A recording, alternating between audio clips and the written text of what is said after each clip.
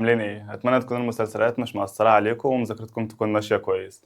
الحصة اللي فاتت جالنا عليها كومنتات كتيرة، فاتمنى تكونوا استفدتوا بيها بشكل كبير قوي. وبرضه لو ما شفتهاش ارجع شوفها وتعالى كمل حصة النهاردة، لان حصة النهاردة فيها تفاصيل كتيرة بصراحة، بس احنا هنحاول نبسطها بأكتر شكل ممكن. فانا عايزك برضه تفتح دماغك معايا شوية وبرضه تروق كده لو بتتفرج بالليل، ويلا نبدأ الحصة. درس النهاردة بيتكلم عن البارت الثالث من Listen to، وهو بيتكلم عن حاجة اسمها cellular respiration. فأنا عايزك تفوق معايا في مقارنة صغيرة خالص كده قبل ما نبدأ. أنت كان عندك بروسيس اسمها respiration، وكنا اتكلمنا عن البروسيس دي أصلا في بداية Listen to، وقلنا إن معنى كلمة respiration أو إيه اللي بيحصل في الريسبيريشن ده هي حاجة اسمها جاز اكستشينج، تبادل الغازات اللي بيحصل في الجسم. يعني ايه برضو جاز اكستشينج؟ معناها ان في اكسجين هيدخل عن طريق اللنج للجسم او يمشي في البلود، وكربون دايوكسيد هيخرج من البلود. ده اللي كان بيحصل في حتة الريسبيريشن. البروسيس بقى اللي هناخدها النهاردة هي حاجة تانية، وبيكون اسمها cellular respiration. ومعنى كلمة cellular respiration بالعربي تنفس بس تنفس خلوي. تنفس ايه تاني؟ تنفس خلوي. نفهم بقى معنى كلمة cellular respiration دي. انت كل خلايا جسمك بتكون محتاجة انرجي، حرفيا كل الخلايا علشان تشتغل فهي محتاجة انرجي. فالبروسيس اللي هتطلع الانرجي في السيلز بتاعت جسمنا هي حاجة اسمها cellular respiration. فدي البروسيس اللي بتاخد النيوترنت منها وبتروح تطلع حاجة اسمها ATP، اللي هي بتكون عبارة عن أدينوزين تراي فوسفات أو الإنرجي اللي هتمشي في الجسم. يبقى تاني أنا عندي مقارنة صغيرة بين ريسبيريشن وحاجة كمان اسمها سيل ريسبيريشن. الفرق بين الاتنين ان الريسبيريشن بيكون عبارة عن جاز اكستشينج، اما السيل ريسبيريشن عبارة عن بروسيس انا بطلع بيها الانرجي جوه البادي بتاعي. طيب واحدة واحدة بقى كده ونبدأ في الديفينيشن الطبيعي خالص بتاع السيلولار ريسبيريشن. ده بيكون عبارة عن سيريس من الكيميكال رياكشنز، شوية تفاعلات كيميائية كتير قوي بتحصل جوه البادي بتاعنا. وفايدة التفاعلات دي ايه؟ ان هي تاخد النيوترنت بتاعتي وفي الاخر خالص عايزه تعمل فورميشن ل ATP. بس ثانيه، من اهم نيوترينت انا باخد بيه الانرجي من الجسم هو الجلوكوز. ولو تفتكر جسمنا كان بياخد اصلا الانرجي او بيطلع الانرجي ممكن من الجلوكوز، اللي هو اصلا كان الاستراكشر بتاعه كان C6H12O6، او ممكن برضه من الفاتس، ممكن كمان من البروتينز. فانا جسمي بياخد الانرجي عامه من كل حاجه. ولو تفتكر برضو اشمعنى كان بيفضل الجلوكوز ده؟ ليه الجلوكوز ده هو الحاجه المفضله عندي؟ لانه كان ايه؟ كان the simplest form، ده رقم واحد مثلا. رقم اتنين ممكن يكون اسرع حاجه، او مش ممكن، هو كده كده اسرع حاجه باخد بيها الانرجي. بس لو جيت ابص على الفاتس، كميه الانرجي اللي بتطلع من الفاتس بتكون دبل كميه الانرجي اللي بتطلع من الجلوكوز، ضعف كميه الانرجي اللي بتطلع من الجلوكوز ده، بس بطيئه، ما بقدرش اخد بيها الانرجي بسرعه.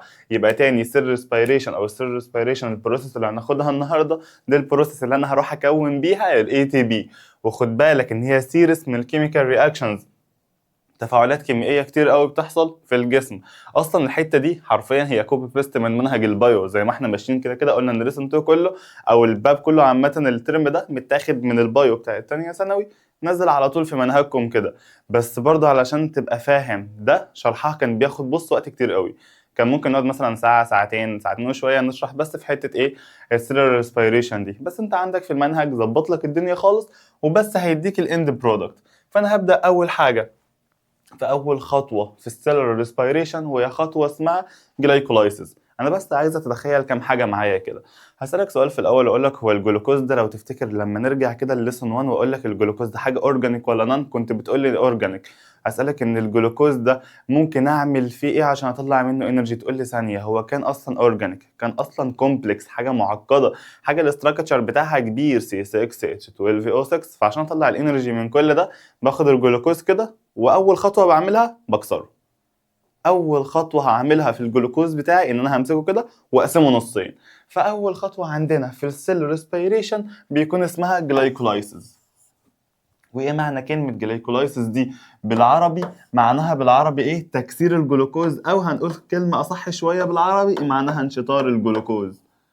يعني بعمل ايه تاني في الجلوكوز ده؟ بمسكه وبطلعه لتو برودكت كده، لمركبين، والمركبين دول بيكونوا طبعا اصغر منه بالظبط نصه. يبقى تاني البروسيس بتاعت الجلايكولايسيس دي اول خطوه بنعملها علشان نوصل لحته تكوين الانرجي في الاخر. والخطوه دي خد بالك ده اساس اي سيل ريسبيريشن بيحصل في البودي، لان كمان دي هتعرف ان الجلايكولايسيس هي الاصل. بعد كده بننزل بتو برانشز كده، وكده كده هنشرحهم. يبقى اول حاجه الجلايكولايسيس دي بتحصل فين؟ اول حاجه بتحصل في السيتوبلازم. سيتوبلازم اي سيل، ما انت عارف ان انا مثلا لو نفترض ده منظر السيل بتاعتي، الحته اللي بره دي بتكون عباره عن السيل ممبرين، ده شيء طبيعي برضو. تيجي بعد كده هتلاقي هنا مثلا في نيوكليوس موجوده جوه، والنيوكليوس دي برضو بيكون هنا كده حاجه اسمها سيتوبلازم بتكون عايمه فيها كل ده. تمام. وطبعا السيتوبلازم بيكون جواه حاجه اسمها اورجانيل، دي حصه كده كانت عندكم اصلا الترم اللي فات. تمام. الاورجانيلز بقى زي الميتوكوندريا وجولجي ابريتس والجو ده كله. المهم السلسله دي كلها من الرياكشنز دي بتحصل جوه السيتوبلازم. طيب حلو، انا بعمل ايه؟ باخد الجلوكوز اللي عندي ده وبكسره قلنا الجزئين، فبطلع حاجه اسمها برودكت اوف بريك داون. هما ايه بقى؟ ده مش موضوعك، لان الجلايكولايسيس كان زمان كان شرحها طويل. هنا احنا قلنا لك برودكت اوف بريك داون بس، ده اللي حفظ. نواتج الهدم بتاعت الجلوكوز بلس هنطلع معانا 2 ATP. يبقى تاني معلش، اول خطوه في ان اطلع كميه ضخمه من الانرجي هي ان بعمل حاجه اسمها جلايكولايسيس. والجلايكولايسيس دي عباره عن ايه؟ عباره عن ان بمسك الجلوكوز ده بكسره لنصين، بطلع البرودكت بتاع البريك داون وبطلع 2 اي تي بي. ال 2 اي تي بي خلاص احنا ركناهم على جنب، دول اول اي تي بي طلع معايا. البرودكت بتاع البريك داون هيكمل معايا في الخطوات الثانيه، لان قلت لك هي عباره عن سيرس من كيميكال رياكشنز كتيره، ده اول واحد فيهم. فالبرودكت بتاع البريك داون ده اللي هيتاهل معايا بقى لايه؟ للستيب الثانيه، لرقم الستيب 2 على طول. تمام. يبقى واحده واحده كده خلصنا اول مرحله، ندخل بقى في المرحله الثانيه وهي السكند ستيج اللي عندي. بس خد بالك بقى ان السكند ستيج بتكون مختلفه شويه. مختلفه ليه؟ دي بتعتمد على كميه الاكسجين اللي بتكون موجوده في الجسم. يعني اسالك سؤال صغير وانت ترد عليه. ولد مثلا بيلعب كوره طول الليل، رايح جاي في الملعب كده رايح جاي، عضلاته ايه اللي بيحصل لها؟ تقول لي ده بيتعب او بيهبط. ليه بيهبط؟ لان كل شويه يحصل كونتراكشنز كتيره في المصل، فكميه الاكسجين ما تلحقش توصل كتير للمصل دي. طب انا ما وديتش اكسجين كتير للعضلات بتاعتي، هل اقدر اعمل ريسبيريشن؟ اكيد طبعا مش منطقي ان اعمل ريسبيريشن طبيعي. فده اللي احنا هنتكلم فيه. احنا دلوقتي هنقسم الريسبيريشن لحاجتين. حاجه بيكون اسمها ايروبيك ريسبيريشن، يعني تنفس في وجود كميه كافيه من الاكسجين، كميه كبيره من الاكسجين في المسلز بتاعتي او في السيلز بتاعتي. وحاجه تانية بيكون اسمها انيروبيك ريسبيريشن، يعني تنفس غير هوائي او كمية الاكسجين اللي بتكون موجودة هنا بتكون قليل. يبقى هنا اكسجين كتير بيكون موجود وهنا اكسجين قليل. بس خد بالك ان الجلايكولايسيس مشتركة، ده البيز، ده الاساس. هتنزل بعده برانش هنا وبرانش هنا. نبدأ بقى في اول برانش عندنا، وهو البرانش بتاع مين؟ الايروبيك ريسبيريشن. اول حاجة قلنا معنى كلمة ايروبيك ريسبيريشن معناها والله ريسبيريشن بس in presence of oxygen. respiration في وجود الاكسجين معايا، صح؟ تقول لي اه. هنا بقى بعمل ايه؟ هنا انا بسيب الحته الاولانيه خالص اللي هي الجلايكولايسيس، وبدخل على رقم 2 وبشتغل في الميتوكوندريا. يعني البروسيس دي بتحصل فين برضه؟ بتحصل جوه الميتوكوندريا. طب ما الميتوكوندريا جوه السيتوبلازم، يبقى ايه المشكله هنا؟ ليه ما قلتلكش ان الاثنين بيحصلوا في السيتوبلازم؟ ليه حددت لك هنا بالتحديد ان الايروبيك ريسبيريشن بيحصل جوه الميتوكوندريا دي؟ بص انا عايزك تفكر في حاجه صغيره معايا كده. ايه هي؟ انت عندك اول خطوه وهي كانت خطوه الجلايكولايسيس، صح؟ تقول له اه. الجلايكولايسيس دي كانت بتحصل، قال لك في الكتاب ان هي بتحصل في السيتوبلازم. طب فين؟ فين في السيتوبلازم؟ ما السيتوبلازم مليان، ما انت عارف ان السيلة هي زي ما كنا راسمينها ودي النيوكليوس، وده كله بيكون عبارة عن السيتوبلازم. فين في السيتوبلازم؟ وكنا قلنا ان في اورجانيلز هنا. طيب ماشي، بس الخطوة دي بتحصل فين برضو؟ الخطوة دي بتحصل في مكان جوه السيتوبلازم مفيش فيه اورجانيلز، فاضي من جوه. المكان ده بيكون اسمه سيتوسول. دي حتة مش مذكورة عندك في الكتاب، بس عشان تبقى عارف ان في فرق في الاماكن. تمام. الجلايكولايسيس بتحصل في السيتوسول اللي جوه السيتوبلازم. اما الحته دي بقى اللي هي اصلا بتكون عباره عن الايروبيك ريسبيريشن بتحصل جوه الميتوكوندريا. هو اصلا بيكون عباره عن الميتوكوندريا اورجانيل جوه السيتوبلازم. فده الفرق بين الجلايكولايسيس والميتوكوندريا من حته المكان. طيب نيجي بعد كده إيه اللي بيحصل بقى جوه الميتوكوندريا؟ تقول لي انا باخد البرودكت بتاعه البريك داون. ما الجلايكولايسيس دي كانت عملت ايه؟ تقول لي كانت اخدت الجلوكوز بتاعي وكسرته لحاجه اسمها برودكت اوف بريك داون، ما قاليش اسمها. تمام. البرودكتس دي كان معاهم 2 اي تي بي، قلنا هنخزن دول في جنب لان انا بكون محتاجهم، اركنهم هنا. هناخد البرودكت بتاعت البريك داون وهننزلها عند الميتوكوندريا دلوقتي اللي هو اصلا كان عباره عن الجلوكوز، صح؟ بس خد بالك ان انا عندي اكسجين. ما هو الوقت ده ايروبيك ريسبيريشن، يعني ريسبيريشن في وجود الاكسجين، وابدا البروسيس بتاعتي هطلع كربون دايوكسيد وهنطلع ووتر. بس خد بالك بطلع 36 اي تي بي، بطلع 36 اي تي بي. كده دلوقتي توتال الاي تي بي اللي خرج من الروت ده كام؟ هتقولي 36. غلط. ما انت عندك اول خطوه اخدناها الجلايكولايسيس ودي خطوه مشتركه. يبقى لو قال لك توتال الانرجي اللي بتخرج في الايروبيك ريسبيريشن هتقول لي 36 ولا 38؟ تقول لي 38. ليه يا باشا 38؟ لان انا كان معايا اتنين جايين من اول خطوه وهي الجلايكولايسيس، وكان معايا 36 جايين من الميتوكوندريا.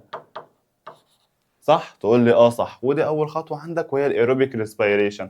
اكتر من كده هندخل في حاجات كتيره قوي مش بتاعتك بصراحه. بس نبص على شكل الميتوكوندريا.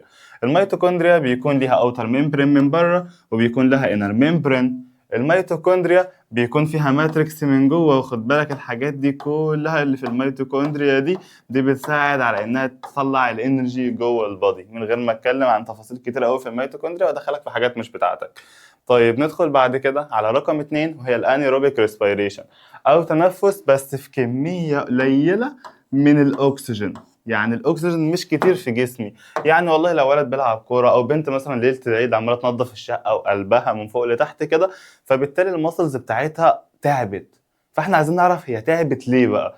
فالانيروبيك ريسبيريشن ده ريسبيريشن عادي خالص جوه الجسم بتاعنا، بس خد بالك ان الاكسجين هنا بيكون قليل. فانا هقسمه لحاجتين. هقسمه لحاجه اسمها اسيدك فيرمنتيشن وحاجه تانية بيكون اسمها الكحوليك فيرمنتيشن. هو في الحالتين هعمل تخمر او فيرمنتيشن للجلوكوز. بس ثانيه، مين بيحصل في البادي بتاعنا احنا كهيومن؟ هو الاسيدك ده. طب في الانيمالز هو الاسيدك ده برضه لانه بيحصل جوه المسلز. طيب الالكحوليك ده بيحصل فين؟ بيحصل في اليست. يبقى تاني في فرق بين الاسيدك فيرمنتيشن والالكحوليك فيرمنتيشن. اسيدك فيرمنتيشن يحصل في المسلز بتاعتنا، يحصل في مسلز الانيمالز اي حاجه. اما الالكحوليك بيحصل في اليست. اللي بيحصل هنا باخد برضو الجلوكوز اللي هو الاساس بتاعي اهو. تمام. ما لقيتش اكسجين كتير فانا هجري اروح اكون من الجلوكوز ده اسيد، واسم الاسيد ده لاكتيك اسيد. يبقى انا باخد الجلوكوز وبروح اكون حاجه اسمها لاكتيك اسيد. اللاكتيك اسيد ده الاستراكشر بتاعه بسيط قوي. الجلوكوز كان C6H12O6، اللاكتيك اقسم بالنص C3H6O3. بس طبعا معايا 2 لاكتيك. تمام. بلس 2 اي تي بي. يبقى الانيروبيك ريسبيريشن كله على بعضه بيطلع منه 2 بس من الاي تي بي. اما الايروبيك كان بيطلع منه 38 اي تي بي. يبقى الانيروبيك يطلع منه كام؟ 2 بس. اما الايروبيك يطلع منه كام؟ يطلع منه 38 اي تي بي. فلما اجي اقول لك نسبة ده كام، هقول لك مثلا اعمل لي كده ديفيجن 38 مثلا اوفر 2، هتقول لي والله ثانية ده النسبة كده بقت 19 to 1. دي نسبة الانرجي اللي بتطلع من الايروبيك للانيروبيك. طبعا كمية ضخمة، فرق كبير قوي، فرق كبير جدا جدا. بس ثواني، ده مضر ولا لا؟ مضر. ليه؟ اللاكتيك اسيد ده لما بيطلع فوق المسلز بتاعتي بيقلل من الفانكشن بتاعتها. برضه هديك نفس المثال على لاعب الكوره. لو لاعب كوره بيلعب مثلا 3 ماتشات في الاسبوع، اول اسبوع بيلعب ال 90 دقيقه كاملين، يجي الاسبوع اللي بعده بقى فيه لاكتيك بيتراكم، صح؟ تقول لي ليه؟ اقول لك ما بيرتاحش، كل شويه مجهود مجهود مجهود، عضلاتك تعبانه، كميه الاكسجين مش لاحقه توصل للمسلز، فاللاكتيك يعمل اكيوميليشن. يجي الاسبوع اللي بعده تلاقيه يلعب 80، الاسبوع اللي بعده يلعب 70 دقيقه، الاسبوع اللي بعده يلعب 60 دقيقه. فتفضل الفانكشن بتاعت المسلز تقل لغايه لما يجي فجاه في الملعب يقول لك انا جالي شد ما عدتش قادر العب. فايه اللي يحصل بقى في الحاله دي؟ حل ان اللاكتيك اسيد يتشال من جسمنا. على فكره ده مش في لعيبه الكوره بس، انتوا مثلا ما انتوا بتروحوا دروس، بتلفوا في الشوارع رايحين جايين، بتعملوا شغل في البيت، لا مثلا بتنزلوا التمرين، بتعملوا اي حاجه، اللاكتيك اسيد بيعمل اكيوميليشن في الجسم. ده الحل بتاعه ريكفري. افضل قاعد في الجسم علشان ارتاح. بس ثواني، ممكن ارتاح في الجسم عادي في البيت عادي خالص، افضل قاعد كده مرتاح باشا ما بعملش اي حاجه، واللاكتيك هيفك لوحده مع الوقت. او اروح بقى لدكتور العلاج الطبيعي ويفضل حرفيا زي الفيديوز بتاع تيك توك ماشي على المسلز كده من فوق من بره، واللي قاعد تحت ايد الدكتور ده يفضل يصوت يصوت ويصوت بغباء بقى كأن حد حرفيا بيعذبه. ليه؟ لان فك اللاكتيك اسيد ده بيكون صعب شويه، والدكتور ما بيعملش حاجه اصلا، هو بيضغط بس على المسلز من بره، بس انت اللي بتحس بتعب مميت بصراحه. فده حته الاسيديك فيرمنتيشن. وقلنا بيحصل فين؟ طبعا بيحصل في المسلز بتاعتي. نيجي بعد كده على الكحوليك، بيحصل في اليست وبيطلع هنا حاجه اسمها ايثانول او ايثايل الكحول. الايثايل الكحول ده الكيميكال فورمولا بتاعته بتكون ايه؟ بتكون C2H5OH. ده كان اشهر حاجه موجوده في 2020 اللي هي سنه كورونا. ده الكحول اللي انا بعقم بيه ايدي، بفضل ارشه على ايدي كده ونفضل نغسل ايدينا بيه ومش عارف ايه. طب برضه بنطلع كربون دايوكسيد وبرضه 2 ATP. يبقى الان ايروبيك ريسبيريشن كله على بعضه كده بيطلع كام ATP؟ طلع 2 ATP بس. طبعا ده هيحصل في جسمنا وده هيحصل جوه اليست. بيحصل فين بقى البروسيس دي كلها؟ تحصل برضو جوه السيتوبلازم. تمام قوي. ده الفرق بين الايروبيك ريسبيريشن والان ايروبيك ريسبيريشن. فاحنا قلنا عندنا اصلا في الان ايروبيك ريسبيريشن كنا بنعمل اكيوميليشن لللاكتيك اسيد، واللاكتيك اسيد ده زي ما احنا قلنا بيتعب العضلات، فاللاكتيك اسيد ده بيروح يعمل حاجه اسمها ماسل فاتيج. ماسل فاتيج معناها تعب عضلي، وانت عارف كده كده احنا بنحل التعب العضلي ازاي؟ قلنا يا بالراحه يا بدكاتره العلاج الطبيعي. طيب حلو قوي، لغايه دلوقتي احنا خلصنا جزء يعني حلو من بارت 3. يبقى تاني نراجع عليه بسرعه. انا عندي ده والله بارت 3 كان بيتكلم عن بروسيس اسمها سيلولار ريسبيريشن، وقلنا معنى كلمه سيلولار ريسبيريشن ده البروسيس اللي انا بطلع بيها الانرجي جوه البادي بتاعي وبتحصل في كل خلايا جسمك. وكنا قسمناها في الاول، او قبل ما نقسمها كان في خطوه بدائيه كده اللي هي الجلايكولايسيس، بعملها فبكسر الجلوكوز لنصين. بعد كده بقى تو برانشز، ايروبيك لو في اكسجين كتير، او ان ايروبيك لو الاكسجين ما كانش كتير او ما بيوصلش للماسلز بتاعتي. ايروبيك بيطلع 38 اي تي بي كتوتال مع الجلايكولايسيس وخلاص شكرا. ان ايروبيك بيطلع بس 2 اي تي بي، بس خد بالك ان هو برضه تو برانشز، يا اما هيكون في الماسلز بتاعتنا وده اسمه اسيدك، يا اما هيكون في اليست وده بيكون اسمه الكحوليك. عندنا احنا هيطلع لاكتيك اسيد اللي هو C3H6O3 اللي هو بيعمل accumulation فوق المسلز فبالتالي بيعمل ماسل فاتيج، والحل بتاعه كان ريكفري. اما هنا هيطلع الكحوليك طبعا اللي هو بيكون الايثانول اللي هو C2H5OH، واللي بيتم استخدامه طبعا بالنسبه لنا احنا يعني في التعقيم والتطهير والجو ده. المهم نيجي بعد كده عندنا الانرجي في الكيميكال رياكشنز اوف سيلولار ريسبيريشن. في عندنا قانون صغير اسمه لو اوف كونزرفيشن اوف انرجي، قانون بقاء الطاقه، اللي هو اصلا كان ايه؟ كان energy cannot be destroyed or created، just ان هي بس بتتحول او بتعمل ترانسفورم من صوره لصوره تانية. فانا هاجي هنا هقول لك حاجه صغيره، الانرجي اللي انا واخدها جوه جسمي دي هي جايه منين؟ تقول لي والله جايه من الاكل اللي انا اكلته سواء كان جلوكوز او بروتين او اي حاجه. طيب حلو، الانرجي دي بتتحول من صوره كيميكال اهو لصوره تانية اسمها اي تي بي، من التحول للاكل لكيميكال برضه هي الاي تي بي كده كده، بس تتحول من حاجه لحاجه صح؟ هل بتختفي؟ تقول لي لا.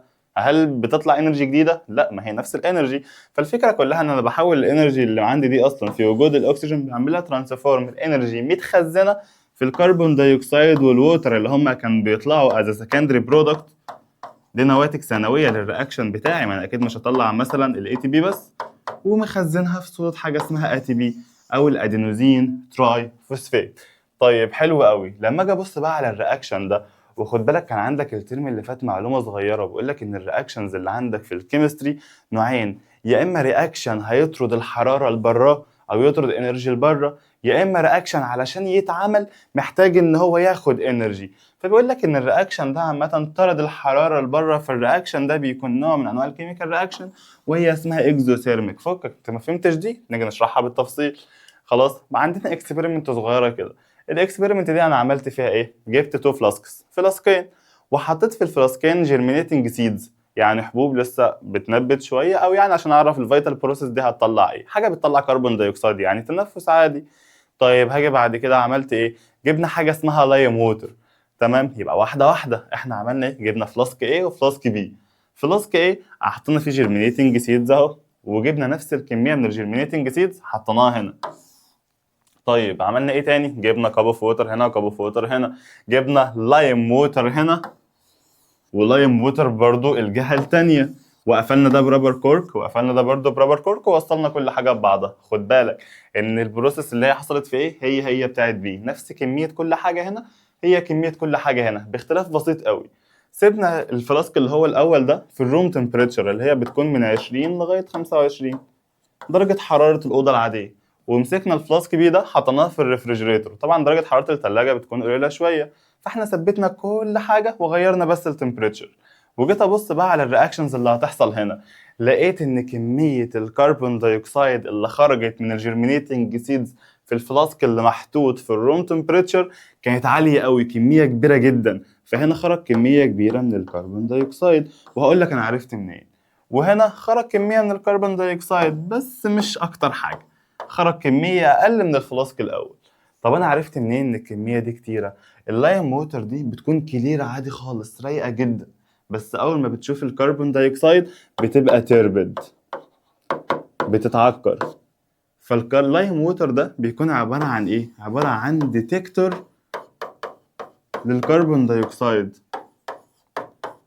حاجه بتكشف عن وجود الكربون دايوكسيد. طيب حلو، لقيت ان اللايم ووتر هنا متعكره جدا جدا جدا، فكميه كبيره من الكربون دايوكسيد خرجت، وهناك كميه قليله برضو بقت تربد، بس ايه؟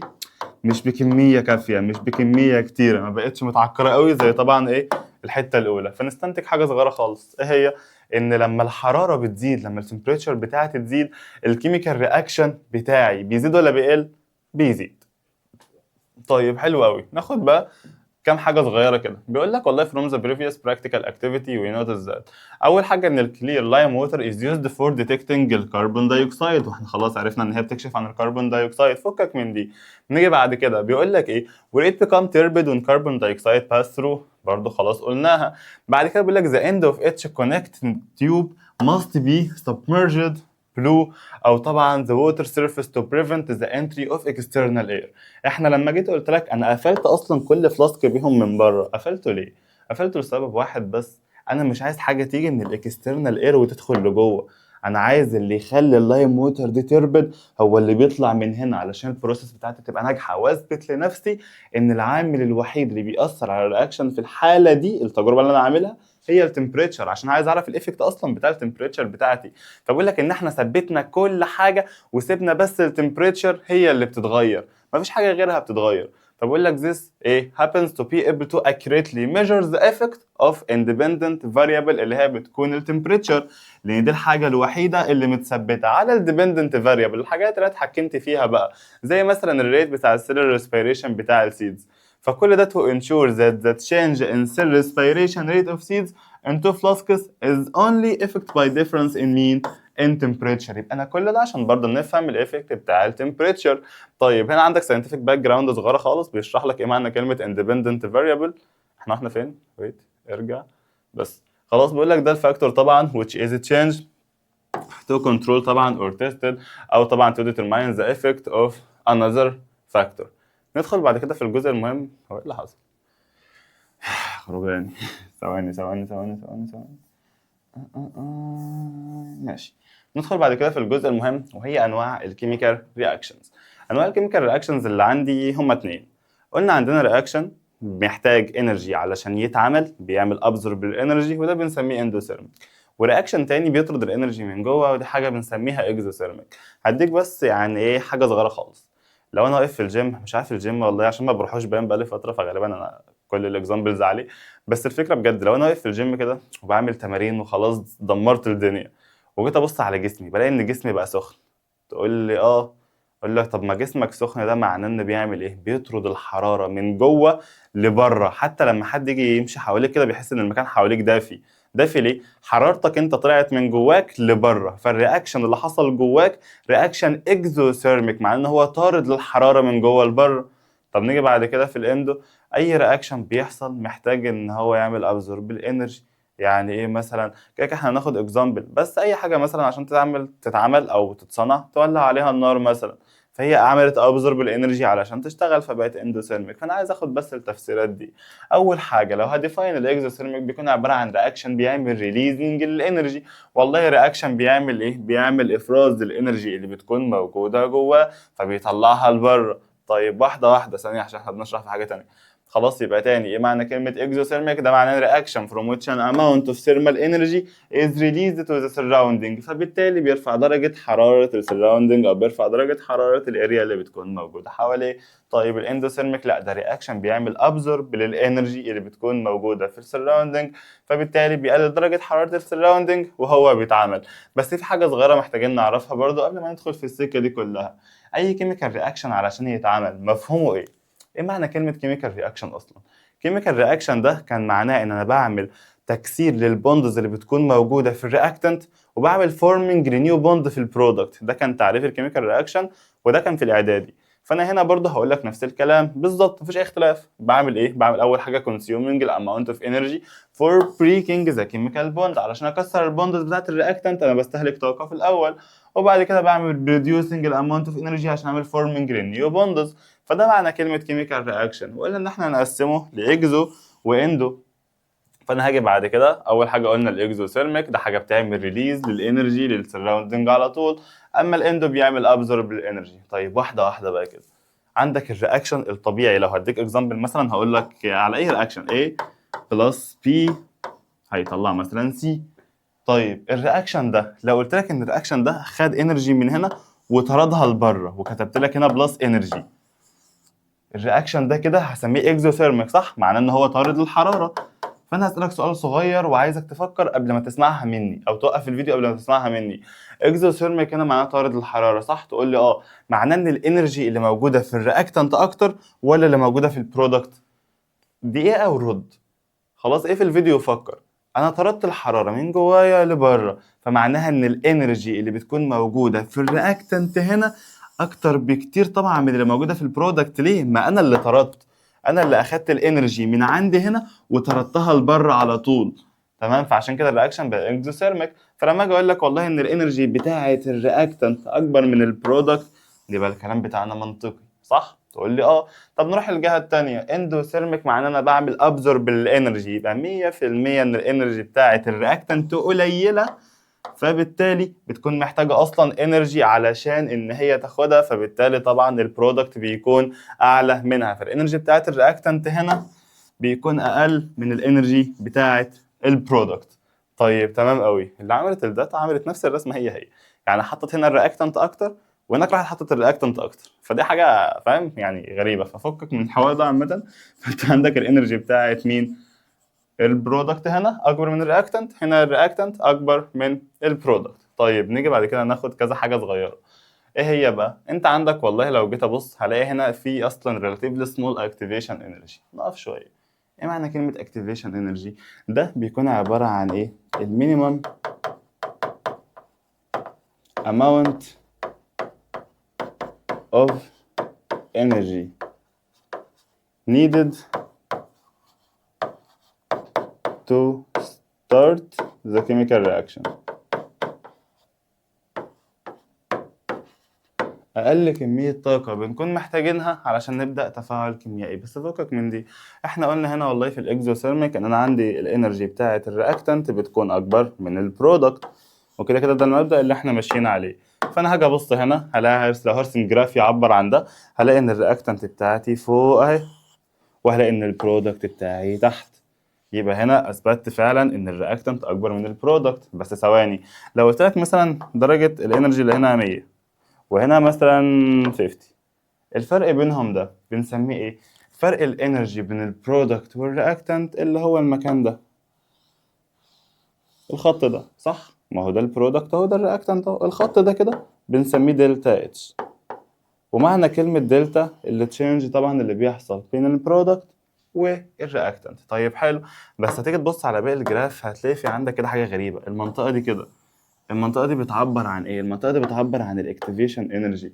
ودي قلنا الاكتيفيشن انرجي معناها اقل كمية من الانرجي الرياكشن بيكون محتاجها علشان يعمل ستارت للرياكشن ده. يعني اي تفاعل في الدنيا علشان يتعمل محتاج طاقه، محتاج حاجه تزقه في الاول، فدي الزقه للسيستم بتاعنا هياخدها او الرياكشن بتاعنا هياخدها، اسمها اكتيفيشن انرجي. وده برضو كانت عندك الترم اللي فات كمعلومات صغيره خالص كده كنا شرحناها يعني. نيجي بعد كده لتاني حاجه وهي الاندوثيرميك. الاندوثيرميك احنا كنا قلنا ان الانرجي بتاعه البرودكت بتكون اكبر من الانرجي بتاعه الرياكتنت. فانا لو جيت ابص هنا هلاقي ان البرودكت بتاعي برضو الانرجي بتاعته كتيره فوق اهو، والرياكتنت بتاعتي تحت. بس الفكره بقى في حاجه صغيره، انا برضو عندي نفس الفكره ان الفرق بين الانرجي بتاعه البرودكت والرياكتنت هي حاجه بنسميها دلتا اتش. وكده كده هنتكلم عن دلتا اتش بس كمان 5 دقايق بس. انما هنا الاكتيفيشن انرجي بتكون عاليه اعلى من الاكزو ثيرميك، لان طبعا هنا الرياكشن هيعمل ابزورب الانرجي من بره، فعشان يبدا اصلا محتاج كميه كبيره من الطاقه. ندخل بعد كده في الاكزامبلز بقى بتاعتنا على حته الاندو والاكزو. اول حاجه لو هناخد كذا مثال على الاكزوثيرميك، فلو تفتكروا واحنا بنشرح الايروبيك ريسبيريشن قلنا ان هو اكزامبل على الاكزوثيرميك، فده اول حاجه عندنا وهو الايروبيك ريسبيريشن. ندخل بعد كده كاكزامبل في الاندو هي الفوتوسينثيس بروسيس. الفوتوسينثيس بروسيس علشان تتعمل كنا محتاجين كربون دايوكسيد ومحتاجين ووتر، بس علشان دول يتحولوا الجلوكوز اللي هو البرودكت كنا محتاجين اللايت انرجي في النص، يبقى كنا بناخد طاقه الشمس، فده بيكون اندوثيرميك.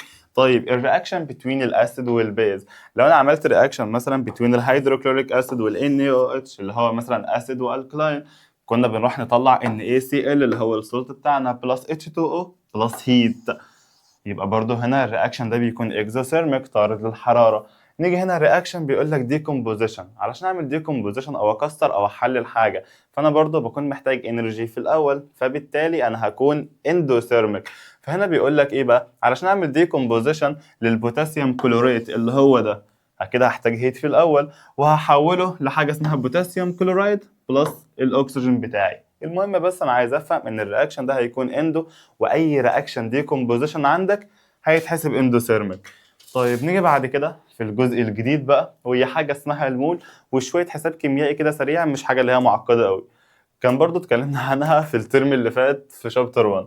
اول حاجه بقى كده لو انا عندي اصلا في الاول مثلا مركب زي الميه، انا محتاج اعرف كتله الميه دي قد ايه، بس الفكره ان انا عشان اعرف كميتها فاحنا عملنا وحده قياس كده في الكيمستري اسمها المول. فانا عايز اعرف اول حاجه ايه معنى كلمه مول. المول ده بيكون عباره عن quantity of a substance that has a mass in grams numerically equal to its molecular mass. فانا عندي المول ده هيكون صيغه كده للمركب كله. يعني بدل ما اقول لك مثلا ان الميه المركب عباره عن H2O واقول ان الاتش لوحدها والاو لوحدها، لا، انا هقول لك احسب لي 1 مول من الووتر. ووتر انت كده كده عارف ان هي H2O، فكلمة مول ده بس عبارة عن العدد اللي بيتكتب قبل الكومباوند اللي عندي. فيجي يقول لك هنا مثلا حاجة صغيرة قوي، بيقول لك والله if you know مثلا ان الاتوميك ماس بتاع الهيدروجين 1 جرام، بتاع الاكسجين 16 جرام، بتاع الكربون 12 جرامز مثلا، هيقول لك احسب لي المولكيولر ماس او المولر ماس بتاعتك بتاعت الووتر. هتيجي في حاجة صغيرة خالص هتقول ان الووتر بتاعتي الكيميكال فورمولا بتاعتها H2O، وهتيجي تبص او قال لك ان الاتش الواحدة ب1 جرام، فهتيجي تبص ان انت عندك 2H يبقى عندك 2 جرامز دول هيدروجين، وهتيجي تبص عندك واحدة O فانت عندك الأو الواحدة ب16 جرام، ب 16 جرام دي الأو 2 بلس 16 هتطلع طبعا 18 جرامز في الآخر، فالمولكولار ماس بتاعت الووتر 18 جرام. تيجي بعد كده بيقول لك الكربون دايوكسيد الكيميكال فورمولا بتاعته بتكون CO2، هتيجي تبص انت عندك السي ب 12، عندك الاو الواحدة ب 16 طبعا تايمز 2، هتيجي تحسب 16 في 2 زائد 12 يطلع معاك رقم، تفضل برضه تكتب كل ده. فالموضوع عامة كله بس جمع وطرح، مش حاجة اللي هي كبيرة، فتطلع طبعا في الآخر كام 44 جرامز بس. فالحسبة اللي جاية كلها حاجات سهلة بصراحة، حاجات مش محتاجة تفكير. بس الفكرة ان ليه اصلا بعمل كل ده، وليه انا محتاج اوصل لان اي ايكويجن عندي تكون بالانس. يعني مثلا لو جينا ناخد اكزامبل على الايكويجن بتاعت الووتر، الووتر بتاعتي والله عشان تتكون هي بتكون في الاول 2H2 بلس O2 عشان نطلع 2H2O. بس ليه الايكويشن دي احنا عملناها كده؟ هتقولي والله انا عندي حاجه صغيره محتاج ان انا اكتشفها، بس ايه هي؟ انا عندي مثلا لو جيت اكتب الايكويشن او المركب مثلا بتاع الميه ده هو بيكون تركيبه H2O. طيب بس علشان ده يتكون انا محتاج ايه؟ محتاج هيدروجين ومحتاج اكسجين، صح؟ تقول لي اه، بس الهيدروجين دايما بيتكتب H2 لان هو طبعا بيكون دبل، والاكسجين برضه اوتو لان هو برضه بيكون دبل. ازاي هطلع H2O؟ ازاي هطلع بس واحده اكسجين وانا مدخل اتنين؟ فلازم الايكويشن اللي عندي تبقى بالانس. فانا هاجي اعمل ايه عشان ده يبقى 2 زي ده؟ فانا هضرب هنا طبعا في 2، بس الهيدروجين بقى 4 فانا هاجي هنا احط برضه 2. الفكره ان الايكويشن كده اتظبطت. فانا بخلي المعادله بالانس ليه؟ علشان كميه الماس اللي تكون داخله في البدايه تكون هي الماس اللي خارجه. لازم كل حاجه تكون موزونه. يعني ينفع ادخل مثلا او اعمل رياكشن في الاول الرياكتنت تكون 100 جرام وفي الاخر تطلع 50؟ اكيد مش منطقي. لازم هنا 100 هنا يطلع برضه 100. لازم الاثنين يكونوا ايكوال. فهي دي البوينت اللي احنا بنتكلم فيها. فعشان كده لازم اي ايكويشن عندي تكون بالانس ليه؟ عشان اوصل برضه واعمل اتشيفنج لحاجه اسمها لو اوف كونزرفيشن اوف ماس. ومعنى كلمة law of conservation of mass ايه؟ ان انا لازم اي chemical reaction اللي عندي تكون بالانس علشان اي حاجة تكون داخلة تكون قد الحاجة اللي خارجة من الرياكشن بتاعي. فبرضه نفس الفكرة بتاع الانرجي، ان الماس cannot be destroyed or created، بس ان هي برضه بتتحول من فورم لفورم تاني وشكرا على كده، ونفس التعريف اللي فات اصلا مفيش فيه اي تغيير. فلو جيت احسب برضه الماس اللي داخلة من الهيدروجين والاكسجين، هنا انت عارف ان الهيدروجين بواحد جرام بس. طب هنا 2 times 2 ب 4، وهنا 2 من الأكسجين يعني كام؟ 36. تمام؟ لا هنا 2 في 16 ب 32 مش 36، يبقى هنا هيكون 32. هتيجي تحسب دول هتطلع هي المولكيولار ماس بتاعة الووتر اللي هي في الآخر برضه هتطلع 36. فاللي دخل هنا قد اللي خرج هنا، فمفيش أي اختلاف. فأنت هنا بقى يطلع لك كذا تعريف جديد، حاجة اسمها الهيت كونتنت وحاجة تانية اسمها الدلتا اتش.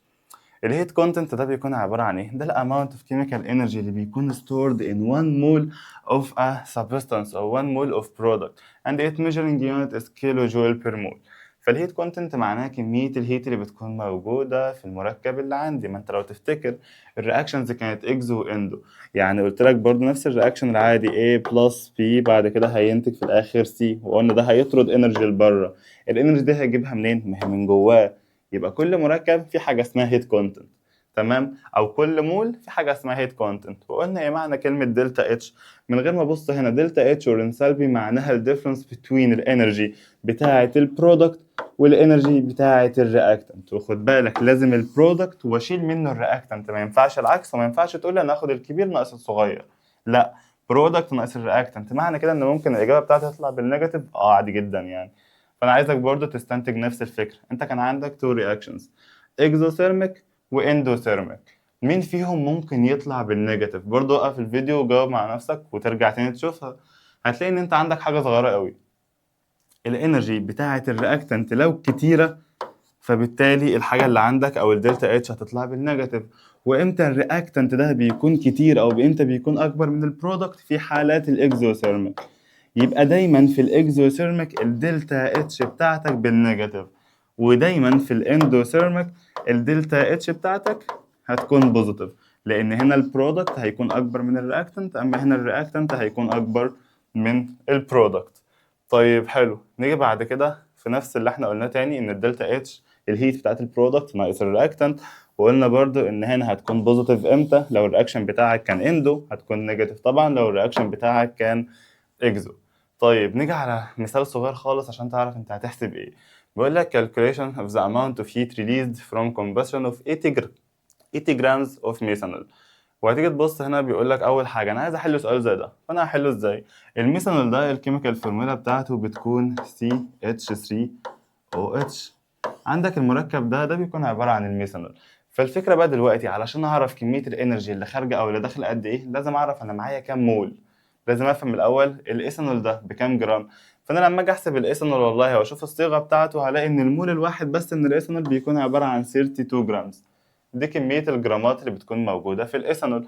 طيب حلو، هو انا بقى بيقول لك ايه؟ بيقول لك calculation of the number of moles which is equivalent to the given mass. هتيجي تبص هو اصلا المول الواحد 32 جرامز، وهو فوق بيديك كام جرام؟ بيديك 80 جرام. فهتيجي تحسب دول بقى كام مول. هتيجي تبص هتلاقي ال 80 جرامز اوفر ال 32 جرامز اللي بيكونوا موجودين معاك، فيطلع معاك 2.5 مول. خلاص، فدي كميه المولز اللي بتكون موجوده عندك. فانت عايز تعرف الانرجي اللي بتطلع معاك قد ايه.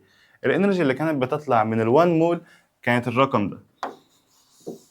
يبقى الانرجي اللي هتطلع من 2.5 مولز قد ايه؟ طبعا تايم الرقم ده فيطلع معاك طبعا الانرجي بتاعتك على طول.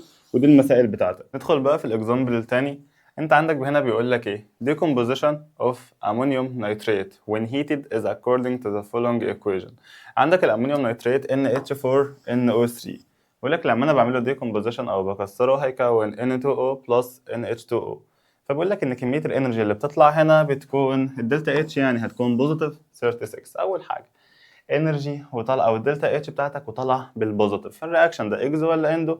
اول حاجه هتقول لي ان الرياكشن ده كان اندوثيرميك، ده رقم واحد. الصيام حاسس ان هو مدوخني، حاسس ان انا مش شايف اصلا. فالمهم الرياكشن ده هيكون اندوثيرميك. طيب حلو قوي. تيجي بعد كده بيقول لك ايه بقى؟ والله calculate the amount of absorbed heat on decomposition of 2 moles of ammonium nitrate. واحده واحده بقى كده.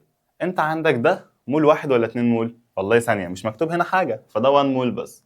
طالما ده 1 مول بس من الامونيوم نيتريت وطلع معاك 36، فال 2 مولز هيطلعوا كام؟ هتاخد 2 تايمز 36 هيطلع معاك ناتج.